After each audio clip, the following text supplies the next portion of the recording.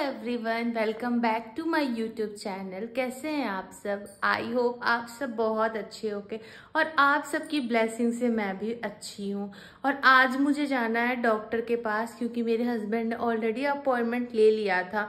Monthly checkup के लिए जाना है। मुझे कोई भी प्रॉब्लम नहीं है, मेरी डॉक्टर बहुत अच्छी हैं और मतलब मुझे बस स्टार्टिंग के 3 मंथ मतलब फर्स्ट ट्राइमेस्टर में मुझे थोड़े से प्रॉब्लम हुए थे जो कि नेचुरल है, सबको होते हैं। बहुत ज़्यादा वॉमिटिंग, नोजिया, यही सारी चीज़ें मुझे हुई थी उस टाइम मैं कुछ खा नहीं पा रही थी। मतलब जब मैं बिस्तर से उठूँ तो मुझे चक्कर आना, ऐसी ये सब सारी चीज़ें हो रही थी मुझे। फिर 4th मंथ में भी मुझे थोड़ी मोड़ी वो चीज़ें कंटिन्यू रही। फर्स्ट ट्राइमेस्टर में मुझे 3 से 4 बार वॉमिटिंग हो जाती थी, जिस वजह से मुझे मतलब बहुत ज़्यादा मुझे वीकनेस लगता था। मेरा वेट गेन नहीं हो पाता था क्योंकि आप अगर कुछ खा रहे हो और तुरंत वॉमिट कर दे रहे हो तो वो चीज़ें आपकी बॉडी में तो लग नहीं रही है। तो इस वजह से मुझे बहुत उस टाइम वीकनेस होता था और मेरा वेट भी मतलब थोड़ा थोड़ा लॉस होता रहता था, जिस वजह से मैं थोड़ी टेंस थी। मेरी फैमिली मेंबर भी कह रहे थे कि तुम खाते रहो, वोमिट हो कोई बात नहीं, लेकिन पेट खाली मत रखो। और वही सारी चीज़ें मैंने कंटिन्यू रखा। मैंने पेट खाली नहीं रखा। मैं एक ही रोटी खाती थी लेकिन 2-2 घंटे पे खाया करती थी। 6 मंथ मतलब ये मेरा 6 मंथ चल रहा है और मुझे स्टार्टिंग के फर्स्ट ट्राइमेस्टर में तो कॉम्प्लिकेशन हुए, वोमिटिंग, नोजिया, खाना नहीं पचना, बिस्तर से उठने का मन नहीं करना, वीकनेस, बहुत सारी चीज़ें हुई। लेकिन जब से मेरा फोर्थ मंथ में मुझे थोड़ा मोड़ा हुआ, 5th मंथ जब से मेरा स्टार्ट हुआ तब से मुझे कोई भी ऐसे कॉम्प्लिकेशन नहीं आया, टच वुड। और भगवान करे ऐसे ही आगे भी रहे। मुझे मंथ में एक ही बार डॉक्टर के पास जाना होता है। उन्होंने बोला है कि अगर बीच में कोई भी कॉम्प्लिकेशन है तो आप आ सकते हो, लेकिन भगवान के कृपा से मुझे कुछ बीच में ऐसा सच कॉम्प्लिकेशन नहीं आया कि मैं डॉक्टर को विजिट करूं बस। तो इसलिए आज मेरा मंथली रूटीन था तो मैंने बोला कि हाँ, सौरभ ने पहले अपॉइंटमेंट ले लिया, अब जैसे ही वो आते हैं तो मैं, मम्मी और सौरभ जाएंगे डॉक्टर के पास। उसका भी ब्लॉग आप सभी को दिखाएंगे। तो आप सब प्लीज मेरे लिए प्रे करना कि मेरा बेबी हेल्दी हो और मैं बहुत अच्छे से रहूं जैसे मैं रह रही हूँ और सब चीजें बहुत अच्छे से हो, क्योंकि अभी तक तो सब ठीक चल रहा है, आगे भी सब ऐसे ही चले। और बात है खाने का, तो मैं 2 टाइम मिल्क लेती हूँ, एक मॉर्निंग में एक इवनिंग में। और मैं मॉर्निंग या इवनिंग दोनों में से किसी एक टाइम मैं कोकोनट वाटर, तो मैंने एक दिन भी मिस नहीं किया। जब से मैंने कंसीव किया तब से सिंगल डे भी मिस नहीं हुआ है कि मैं कोकोनट वाटर ना पीऊं।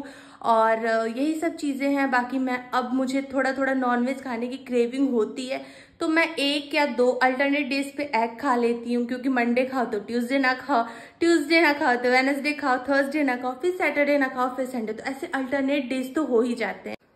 और बात करते हैं एक्सरसाइज या योगा का, तो मैं अभी कोई एज सच हार्ड एक्सरसाइज नहीं कर रही हूँ। नॉर्मल मेरा 30 मिनट का वॉक 4th मंथ से स्टार्ट हो गया था, क्योंकि 3 मंथ में तो इतनी वीकनेस थी कि कुछ करने का ही मन नहीं होता था।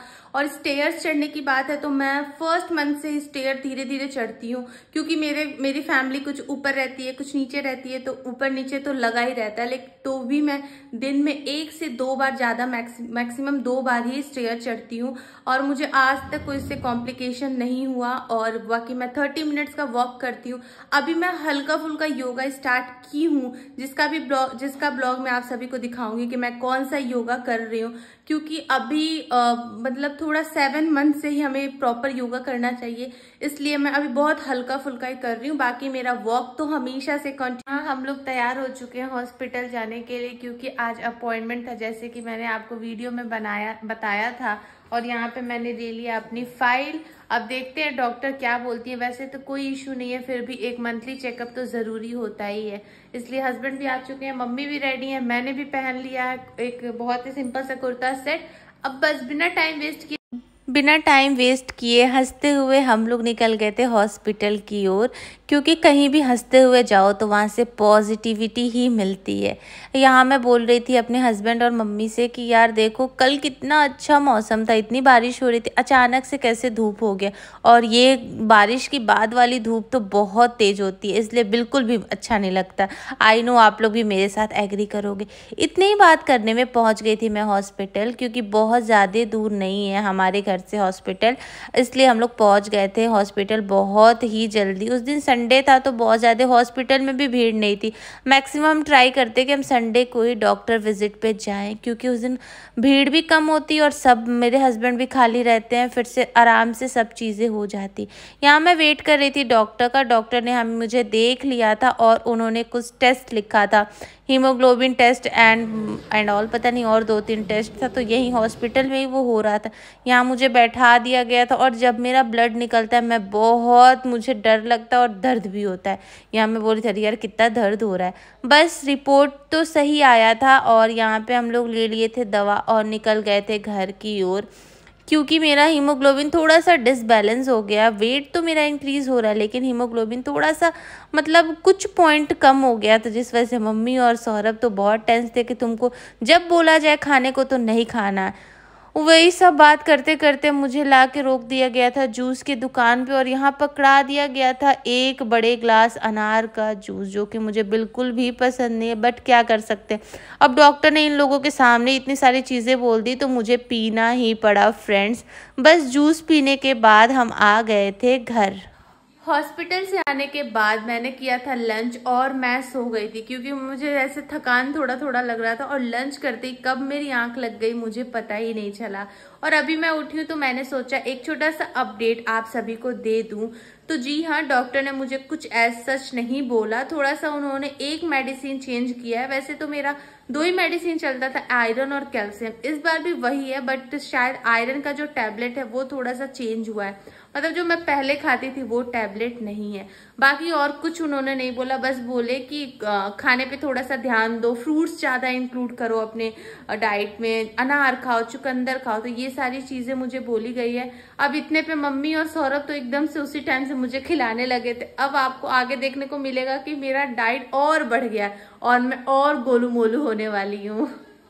तो फ्रेंड्स, आज डिनर में मैं बनाने जा रही हूँ पाव भाजी, जिसके लिए मैंने यहाँ पे आलू को छील के छोटे छोटे पीसेस कर लिया। यहाँ मैंने ले लिया है टमाटर, टमाटर को भी छोटे छोटे पीसेस कर लिए हैं। कुछ मैंने इसमें डाल दिए गोभी के फूल और यहाँ पे फ्रोजन मटर, क्योंकि अभी हरी मटर नहीं मिल रही है इसलिए मैं पाव भाजी में ऐड करूंगी फ्रोजन मटर। मटर से बहुत अच्छा टेस्ट आता है। यहाँ मैंने कुकर में थोड़ा सा ऑयल डाला है, बहुत ज्यादा आपको ऑयल नहीं ऐड करना है यहाँ पे, क्योंकि ये सारी हो जाएंगी, ये सारी वेजिटेबल जब बॉईल हो जाएंगे उसके बाद भी हमें इसमें ऑयल डाल के अच्छे से फ्राई करना है, शिमला मिर्च और प्याज ऐड करके। तो चलिए, यहाँ ऑयल हमारा अच्छे से गर्म हो चुका है, तो इसमें मैं ऐड कर दे रही हूँ अपनी कटी हुई सब्जियां।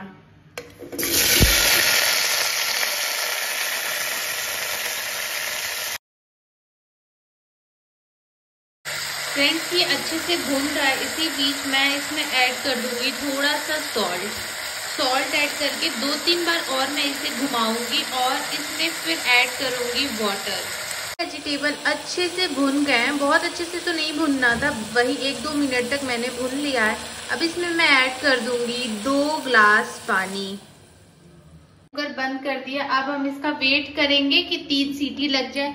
3 सीटी लगने के बाद नेचुरली प्रेशर खुलने का वेट करेंगे और जैसे ही प्रेशर निकलेगा हम इसे चेक करेंगे कि जो हमारी सब्जियां हैं वो अच्छे से गली हैं या नहीं।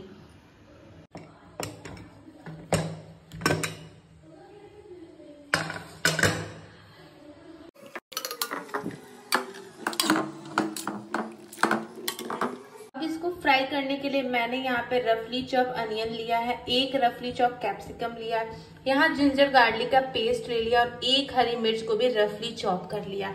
अब इन सब वेजिटेबल को हम या तो बटर में भुनेंगे या फिर हम घी में भुनेंगे। तो मैं यहाँ पे अभी बनाने जा रही हूँ इसे घी में। यहाँ मैंने कढ़ाई में डाल दिया था देसी घी, आप चाहो तो बटर भी ऐड कर सकते हो। फिर से मैंने ऐड कर दिया था जिंजर गार्लिक का पेस्ट और 1 कटी हुई हरी मिर्च, बहुत ज़्यादा मैं रेड मिर्च नहीं ऐड करूँगी इसमें। फिर इसमें मैंने ऐड कर दिया था कटा हुआ शिमला मिर्च और कटा हुआ कैप्सिकम और थोड़ा सा हरा मटर, जिससे कि थोड़ा सा ये पाव भाजी में दिखता है तो बहुत अच्छा लगता है और इससे थोड़ा टेस्ट भी चेंज हो जाता है। इसलिए जब आप भुनना तो उसमें भी मटर ज़रूर ऐड कर देना। बहुत अच्छे से भुनने के बाद मैं इसमें ऐड कर दूंगी थोड़ा सा नमक और नमक के साथ भी इसे अच्छे से भुनूंगी। फिर इसमें ऐड करूँगी एवरेस्ट का पाव भाजी मसाला। एवरेस्ट के पाव भाजी के मसाले का बहुत अच्छा टेस्ट है, आप इसे ज़रूर ट्राई कीजिएगा, आपको के पाव भाजी में एक अलग ही टेस्ट आ जाएगा। यहाँ मैं 1.5 स्पून ऐड करूँगी मसाले और थोड़ा सा काश्मीरी लाल मिर्च मैं डालूँगी, बहुत थोड़ा सा, क्योंकि बिल्कुल भी स्पाइसेस मुझे खाने का मन नहीं था, तीखा बिल्कुल नहीं मन था आज खाने का। इस वजह से मैंने बहुत थोड़े से इसमें लाल मिर्च पाउडर डाली। फिर इसमें जो मैश किए हुए हमारे वेजिटेबल, बॉइल्ड वेजिटेबल थे, वो मैं इसमें ऐड करके अच्छे से चला दूंगी। फिर एक मैसर के हेल्प से थोड़ा थोड़ा और मैं मैश कर लूँगी, जिससे कि जो हमने सब्जियां भुनी थी वो भी अच्छे से इनमें मिल जाए। और बस इतना ही करते हमारा पाव भाजी बहुत अच्छे से रेडी हो जाएगा। अगर आपको कलर चाहिए तो आप इसमें बीटरूट डाल सकते हो, उससे बहुत अच्छा कलर आएगा। अब घर पे खाना है तो हम कोई भी इसमें कलर या फिर कुछ भी ऐड नहीं कर रहे हैं, नॉर्मली बना रहे हैं, टेस्ट हमारा सेम रहेगा, बस कलर से क्या ही करना है। अगर आप होटल में खाओगे तो बहुत रेड कलर का मिले, क्योंकि उसमें बीटरूट या फिर फूड कलर ऐड होता है।